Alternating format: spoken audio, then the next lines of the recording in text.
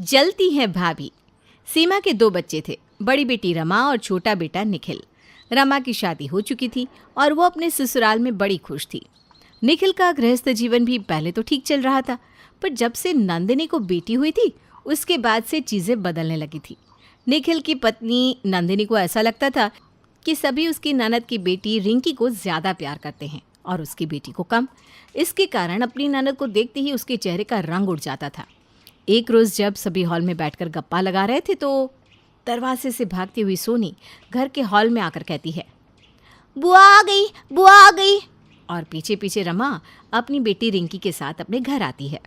अरे बेटी, जवाई जी कहाँ है? उन्हें लेकर नहीं आई तू? अरे मम्मी, उन्हें फुर्सत कहाँ है, और फिर घर में मम्मी पापा अकेले हो जाते ना। मेरा तो अभी आने का कोई प्रोग्राम भी नहीं था। वो तो रिंकी को सोनी से मिलना था, जिद पकड़ कर बैठ गई थी, खाना तक नहीं खा रही थी तो मुझे इसे इसकी बहन से मिलाने लाना ही पड़ा। अच्छा किया ना दीदी, एक ही तो भांजी है मेरी। मेरा बस चले तो मैं इसे यहीं रख लूँ, पर तुम्हें तो फुर्सत ही नहीं। कम से कम इसी की जिद के कारण तुम मायके तो आती हो, वरना तुम तो ससुराल के काम में गायब ही हो जाओ। अरे नंदिनी, कल जो मैं डॉल सेट लेकर आया था ना, लेकर आना तो। अब वो तो आप सोनी के लिए लेकर आए थे ना? सोनी के लिए मैं फिर से डॉल सेट लेकर आऊँगा। कितने तो है उसके पास। ये सुनकर नंदिनी गुस्से में कमरे में जाती है और अपनी बेटी का डॉल सेट उठाकर निखिल को देती है, जिसे निखिल रिंकी को देता है। ये लो रिंकी, ये तुम्हारे लिए। अब जाओ, दोनों बहनें साथ में खेलो। रिंकी, सोनी का ध्यान रखना, वो तुम्हारी छोटी बहन है ना। हाँ मामू, मैं उसका हमेशा ध्यान रखती हूँ, है ना सोनी? हाँ पापा, आप टेंशन मत लो। अपने पति को अपनी बेटी के खिलौने अपनी भतीजी को देता देखकर नंदिनी का मूड तो वैसे ही सड़ चुका था। फिर भी वो अपना उखड़ा चेहरा लेकर सभी से दोपहर के खाने के बारे में पूछती है। खाने में क्या बना दूँ पापा जी? कल रात को आपको एसिडिटी हो गई थी ना, तो आप जैसा बोलिए कुछ हल्का सा बना दूँ। मेरी तो उम्र हो गई है बेटा, कुछ भी खा लो पचता नहीं। एक समय था जब मैं पत्थर भी पचा लेता था। अब घर में बच्चे आए हैं तो उनकी पसंद का ही कुछ बना ले, मैं उसी में से कुछ खा लूँगा। क्यों सीमा जी, ठीक है ना? यह पहली बार सही बात बोली आपने। हाँ बेटा, एक काम कर, तू गोभी के पराठे का मसाला तैयार कर दे।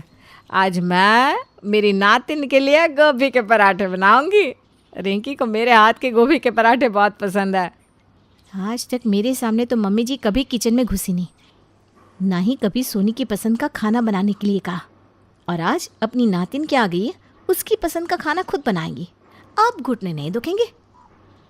पर मम्मी जी, गोभी के पराठे से ना सोनी के पेट में दर्द हो जाता है, उसकी तबीयत खराब हो जाती है। तो उसके लिए तो सादे पराठे बना देना। अच्छा दीदी बताओ, हमारी रिंकी इस बार फिर से फर्स्ट आई है ना? वो तो बस यहाँ आकर ही ये खेल खेलती है, वरना हमारे यहाँ तो दिन भर किताब लेकर बैठी रहती है। इस उम्र में थोड़ा खेलना भी सही है, पर इसे किताबों से ही ज़्यादा प्यार है। देख रही हो नंदिनी, हमें अपनी सोनी को भी ऐसा ही बनाना है, बिल्कुल होनहार। ये सुनते ही नंदिनी गुस्से में सीधा रसोई में चली जाती है। 2 मिनट हुए नहीं रमा दीदी को आए हुए और सब कोई उन्हीं के आगे पीछे घूम रहा है। इसी तरह रात हो जाती है। रिंकी चलो, अब मामू मामी को बाय बोलो, कल स्कूल जाना है ना। तभी रमा के फ़ोन में स्कूल के ग्रुप में मैसेज आता है कि कल से 1 हफ्ते के लिए स्कूल बंद है। मम्मा, कोई हड़बड़ी नहीं है, कल से स्कूल 1 हफ्ते के लिए बंद है। अब मैं आराम से नानी घर में रह सकती हूँ। ये सुनते ही नंदिनी का सर चकरा जाता है। जो कुछ घंटे के लिए भी अपनी ननद और उसके बच्चे को बर्दाश्त नहीं कर पा रही थी, अब उसे पूरे 1 हफ्ते के लिए उसे बर्दाश्त करना था। रात को जब नंदिनी अपने कमरे में सो रही थी तो वहाँ रिंकी आ जाती है। रिंकी मामू के पास सोएगी। अल्लाह मेरा बच्चा, आजा आजा। चुप, जाओ बाहर, अपनी मम्मा के साथ सो जाओ। समझ में नहीं आता तुम्हें, इतनी बड़ी हो गई हो, ये कोई वक्त है किसी के कमरे में जाने का? नंदिनी की बात सुनकर रिंकी रोती रोती अपने कमरे में चली जाती है और अपनी माँ को इस बारे में बताती है। पर भाभी ने इसे डांटा क्यों? नहीं रोते बेटा, हो सकता है मामी जी की तबीयत खराब हो। आओ, आप मेरे पास सो जाओ, आओ बेटा। रमा को ये इत्तेफाक लगा। उसने ऐसा सोचा भी नहीं था कि नंदिनी उसकी और उसकी बेटी के लिए अपने मन में इतनी नफरत पाले बैठी होगी। अगली ही सुबह से नंदिनी के बर्ताव में ऐसा बदलाव आता है जो किसी ने सोचा ना था।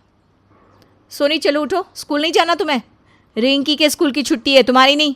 आज तुम स्कूल नहीं जाओगी, मार्क्स नहीं लाओगी तो यही घर वाले तुम्हें 10 बात सुनाएंगे और तुम्हारी कंपैरिजन रिंकी से करेंगे। यही चाहती हो क्या तुम? बच्चे को ये सब क्या समझा रही हो बहू? और एक दिन हमारी सोनी स्कूल नहीं जाएगी तो क्या हो जाएगा? अब ये रिंकी की तरह स्मार्ट तो है नहीं पापा जी, इससे स्कूल जाना ज़रूरी है। आज तो ये बच्ची है, पर कल जब ये देखेगी कि सब रिंकी की वाह वाही करते हैं तो उस पर क्या बीतेगी। उम्र में तो ये रिंकी से भी छोटी है, पर किसी को उसकी फिक्र नहीं। पर तू चिंता ना कर सोनी, तेरे साथ तेरी माँ है ना। तुम्हारा बाप तो किसी का मामा बन बैठा है। बच्चों के सामने तुम ये सब क्या बोल रही हो नंदिनी? समझ भी रही हो इन बच्चों पर इन बातों का क्या असर पड़ेगा?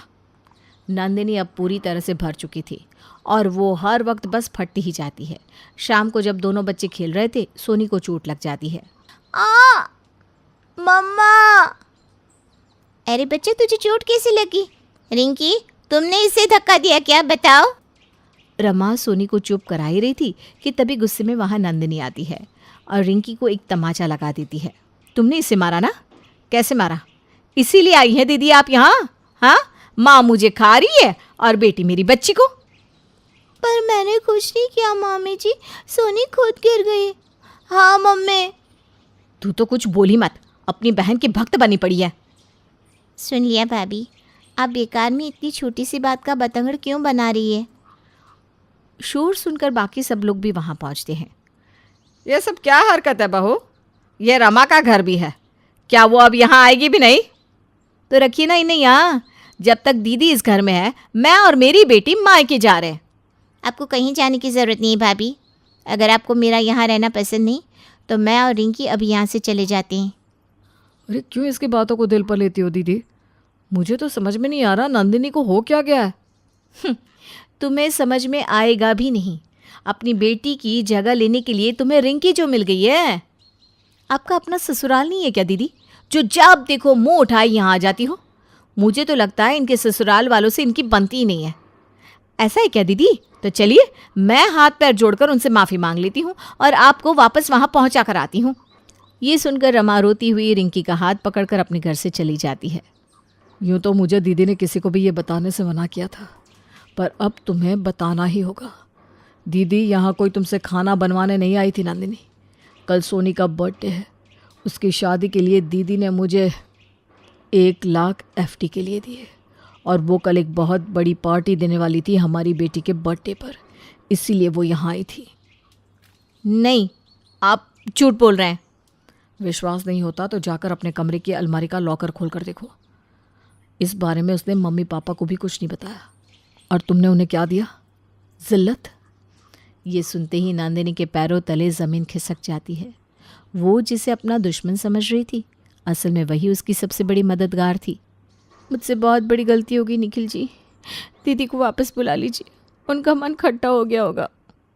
अब तो मैं खुद नहीं चाहता कि वो ऐसे घर में आए जहाँ उनसे इतनी नफरत करने वाला कोई रहता।